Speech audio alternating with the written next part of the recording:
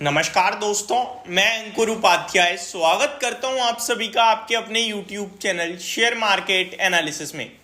यहां आप सभी के साथ बात करने वाला हूं एक ऐसी कंपनी के बारे में जिसके नंबर आए हैं और नंबर काफ़ी ख़राब दिख रहे हैं, और दूसरा रिलायंस के जियो के नंबर आते हुए दिख रहे हैं। वो आप सभी के साथ शॉर्ट और सिंपल लैंग्वेज में डिस्कस करने की कोशिश करते हैं।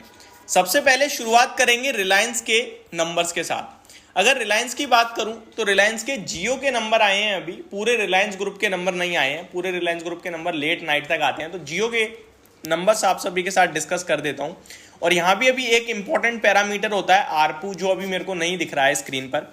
जियो का कंसोलिडेटेड नेट प्रॉफिट कंपनी ने पेश करा है 5,337 करोड़ रुपए पे। 4,716 करोड़ से बढ़कर ये प्रॉफिट आता हुआ दिखाया आपका ईयर ऑन ईयर बेसिस पे। एंड क्वार्टर ऑन क्वार्टर देखूं तो 5,208 करोड़ के प्रॉफिट के सामने 5,337 करोड़ का है। तो मुनाफा quarter on quarter year on year basis दोनों जगह बढ़ता हुआ दिखाया जियो का, तो अच्छी बात है। रेवेन्यू की बात करी जाए तो 23,394 करोड़ के सामने 25,959 करोड़ पे आता हुआ दिखाया रेवेन्यू कंपनी का। अगर क्वार्टर ऑन क्वार्टर देखें तो 25,368 करोड़ के सामने 25,959 करोड़ पे आया है। तो कंपनी का रेवेन्यू भी quarter on quarter year on year basis पे जंप करता हुआ दिखा है। लेकिन अगर मैं इसको क्लोजली देखूं तो क्वार्टर ऑन क्वार्टर बहुत ही छोटी जंप है, बहुत ही छोटी, बट ठीक है, सही मानी जाएगी। बाजार भी इसी तरीके का अनुमान ले रहा था। मार्जिन देखें तो हल्के से इंप्रूव हुए, तो अच्छी बात है। 52.3% से बढ़कर 52.4% पे हो गए हैं quarter on quarter margin. And EBITDA की बात करें तो 13,277 करोड़ के सामने 13,612 करोड़ पे एबिटा कंपनी ने पेश करा है। तो कामकाजी मुनाफा भी ठीक है, मार्जिन भी ठीक है, नेट प्रॉफिट भी ठीक है, रेवेन्यू भी ठीक है। तो नंबर्स मेरे हिसाब से ये तो पॉजिटिव ही लग रहे हैं, यहाँ पे कुछ भी नेगेटिव नहीं दिख रहा है। नेक्स्ट स्टॉक के बारे में बात करूं तो स्टॉक का नाम है केशोराम इंडस्ट्रीज। इसके नंबर मुझे काफी खराब दिख रहे हैं, जहां पे कंसोलिडेटेड प्रॉफिट नहीं लॉस आया है। In fact last year same quarter में भी कंपनी को घाटा था, लेकिन लास्ट ईयर सेम क्वार्टर में कंपनी को घाटा था 26 करोड़ रुपए का, और करंट क्वार्टर में कंपनी ने घाटा करा है 240 करोड़ का, यानी 10 गुना हो गया है आपका घाटा बढ़कर। तो 26 करोड़ के घाटे के सामने 240 करोड़ का घाटा कंपनी ने पेश करा है। रेवेन्यू देखा जाए तो 1,055 करोड़ से बढ़कर 1,074 करोड़ पे आया। तो रेवेन्यू बढ़ा है, लेकिन घाटा बहुत ज्यादा बढ़ गया है रेवेन्यू बढ़ने के बावजूद भी। ऐसा क्यों हुआ है, इसके पीछे दो कारण दिख रहे हैं। पहला तो मार्जिन है, और मेरे को लग रहा है कुछ एक्सेप्शनल आइटम भी है, क्योंकि घाटा आपका जो दिख रहा है वो 240 करोड़ का दिख रहा है नेट, जिसमें टोटल कामकाजी लेवल पे देखा जाए तो कामकाजी लेवल पे मुनाफा है कंपनी को 76 करोड़ का। तो यहाँ पे एक्सेप्शनल आइटम जरूर होगा, लेकिन उसको हटा भी दोगे तब भी खराब नंबर है, क्योंकि ऑपरेशनल बेसिस पे भी देखूं मैं तो कामकाजी मुनाफा 109 करोड़ के सामने 76 करोड़ का रह गया है, और मार्जिन 10.32% के सामने 7% पे रह गए हैं। तो ये नंबर्स थोड़े से नेगेटिव साइड पे देखने को मिल रहे हैं। नेक्स्ट स्टॉक की बात करी जाए तो ओपन मार्केट में इस कंपनी के नंबर आए थे। स्टॉक का नाम है राजरतन ग्लोबल वायर। कंपनी ने 2 रुपए प्रति शेयर का अपने शेयर होल्डर्स को डिविडेंड दिया है। कंसोलिडेटेड नेट प्रॉफिट 20.3 करोड़ के सामने 20.2 करोड़ पे आया। तो प्रॉफिट में भी हल्की सी डिप है ईयर ऑन ईयर बेसिस पे।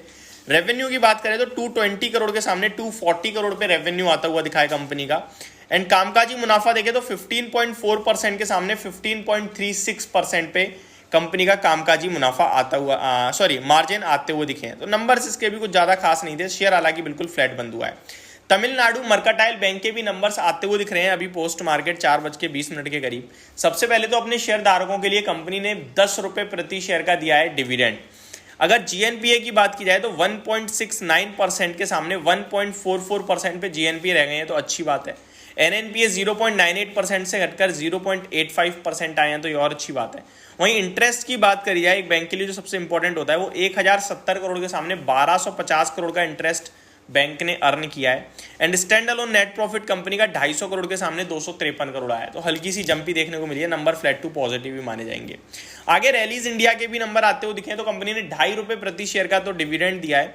कामकाजी लेवल पे कंपनी का जो घाटा था 64 करोड़ रुपीस का, अभी 6 करोड़ का मुनाफा हो गया है। तो घाटे से मुनाफे में आ गई, अच्छी बात है। मार्जिन 12.24% माइनस में थे, और अभी 1.38% पॉजिटिव हो गए हैं, तो ठीक है, ईयर ऑन ईयर बेस पे तो अच्छे लग रहे हैं नंबर। स्टैंड अलोन नेट अभी भी लॉस है कंपनी का। हालांकि अगर मैं कंपेयर करूं साल दर साल तो 69 करोड़ के घाटे के सामने 21 करोड़ का घाटा रह गया है, लेकिन क्वार्टर ऑन क्वार्टर में चेक करूं तो 24 करोड़ के मुनाफे के सामने 21 करोड़ का घाटा है। तो ये नंबर बहुत ही ज्यादा क्रिटिकल है, जहां पे क्वार्टर ऑन क्वार्टर बेस पे डिप आ रही है, ईयर ऑन ईयर बेस पे सब कुछ ठीक है। लेट्स सी बाजार कैसा रिएक्ट करता है इसके नंबर्स पे, ओपन मार्केट में ही पता चलेगा। तो रैलीज इंडिया के थोड़े से डिफरेंट नंबर है। महिंद्रा लॉजिस्टिक, इसके भी नंबर आते हुए दिख रहे हैं, इसको भी डिस्कस करते हैं। ₹2.5 प्रति शेयर का कंपनी ने डिविडेंड दिया है। कंसोलिडेटेड लॉस कंपनी ने पोस्ट करा है, लॉस करा है 13 करोड़ रुपए का। लास्ट क्वार्टर ये था आपका 80 लाख रुपीज का, सॉरी लास्ट ईयर, अगर लास्ट क्वार्टर की बात करूं तो था 17.5 करोड़ का घाटा, और अभी 13 करोड़ का रह गया है। तो घाटा कंटिन्यू चल रहा है कंपनी का हालांकि, बट अगर साल दर साल देखेंगे तो बढ़ा है, क्वार्टर ऑन क्वार्टर देखेंगे तो घटा है। रेवेन्यू की बात करूं तो 1270 करोड़ के सामने 1450 करोड़ का रेवेन्यू कंपनी ने पेश करा है, और क्वार्टर ऑन क्वार्टर बात करें तो 1400 करोड़ के रेवेन्यू के सामने 1450 करोड़ का रेवेन्यू है। तो ठीक है, नंबर इस मिले जुले नंबर हैं, बट इसके अभी डिस्कस नहीं कर पाएंगे कि तेजी में रहेगा या मंदी में रहेगा, क्योंकि मार्केट पे डिसाइड करने देते हैं। मार्जिन हालांकि घटकर आए हैं, तो थोड़े से नेगेटिव साइड पे नंबर ज्यादा दिख रहे हैं। तो ये मेरी तरफ से आपके लिए सारे के सारे स्टॉक पे जो नंबर कंपनी ने पेश करे मैंने आपके साथ डिस्कस करे। होप आपको सारी जानकारी समझ में आई होगी। Thank you so much for watching this video. Have a great day guys.